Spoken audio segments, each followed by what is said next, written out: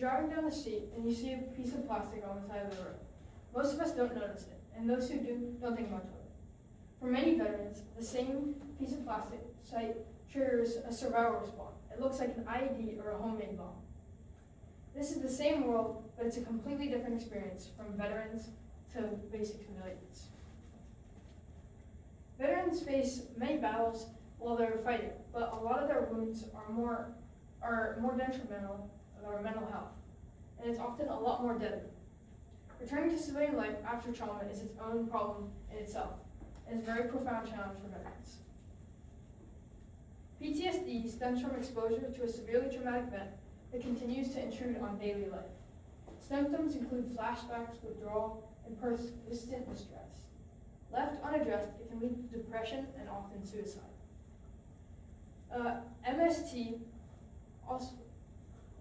MST, also known as military sexual trauma, refers to sexual harassment or assault experienced during military service. It shares PTSD-like effects such as social withdrawal, depression, and recurring nightmares, but it carries its own individual symptoms, such as a lasting inability to feel safe. Moral injury arises when an event or decision violates a person's core values. Veterans may carry deep guilt or a sense of wrongdoing long after returning home. And over time, it compounds into depression and broader mental health struggles, and often can lead, sadly, to suicide. Consequences. Substance addiction becomes a common coping mechanism for veterans dealing with mental health issues, and they don't have help. Financial instability and homelessness can also follow. Isolation and from family and community accelerates, and suicide risks sharply increase. 6,398 U.S. veterans died by suicide in 2023 alone, and 32,882 veterans reported experiencing homelessness in just the month of January 2024. The often cited 22 per day figure has improved. 22 per day meaning 22 estimated suicides per day. Now it's roughly at 17.5. In the UK, approximately 7.4% of veterans across all conflicts live with PTSD. In Australia, nearly half, 46.1%, of transition defense force members meet criteria for mental health struggles. This is a global issue, not unique to the United States. In the United States, we have the U.S. Department of Veterans Affairs to care for and support veterans across many dimensions of health. Services include specialized treatment for PTSD and combat-related mental health conditions. General health care and reintegration opportunities are also provided by the VA. Many veterans report waiting months before getting their first mental health appointment at the VA. And within military culture, seeking help for their mental health is often stigmatized, and diagnosis can jeopardize service for their country and continue serving, a powerful deterrent. I interviewed Dr. Matthew McHugh, who works within the VA healthcare system for Center in Excellence and Stress and Mental Health. He holds a PhD in clinical psychology and serves as an advanced research fellow at VA San Diego. His work sits at the intersection of research and direct veteran care. Dr. McHugh served in 2 wars before being medically separated from service. Rather than stepping away, he decided to help his fellow veterans with their mental health. He chose to return his service and went to the VA to help them. Veterans often wait months for standard care, and oftentimes they don't have months before their mental health deteriorates heavily.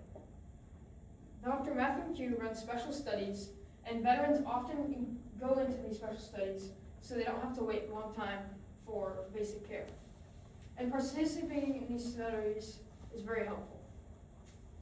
The Wounded Warrior Project is a nonprofit, non-government funded, dedicated to supporting wounded veterans. It's helpful with practical challenges of reintegration, employment, community connection, and life skills. It's complementary to the VA, but they are not the same thing. Cognitive processing therapy helps veterans examine how their decisions have been shaped by their PTSD and mental health issues. And prolonged exposure gradually reintroduces veterans to avoided memories and situations. Both are evidence-based approaches used within the VA and clinical settings. Mental health impacts can quietly restrict what veterans feel capable of doing in everyday life. Like I said before, a veteran terrorized by roadside bombs may stop driving or walking outside entirely. What looks like avoidance is often a survival response that now limits civilian life. PTSD begins with a traumatic event, flashbacks and intrusive memories that won't fade. When those feelings persist without support, hopelessness sets in, and without intervention, this can become fatal.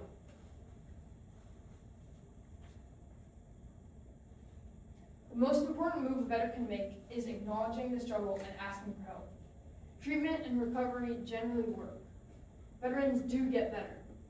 Life after treatment can expand again, new purpose, restored relationships, and real opportunity.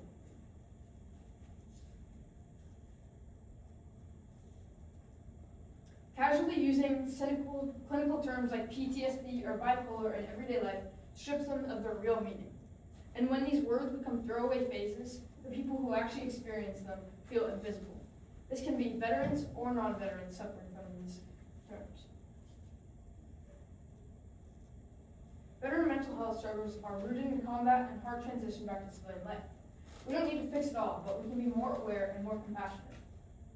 Leave the audience with this. Understanding a veteran's experience is the first form of support.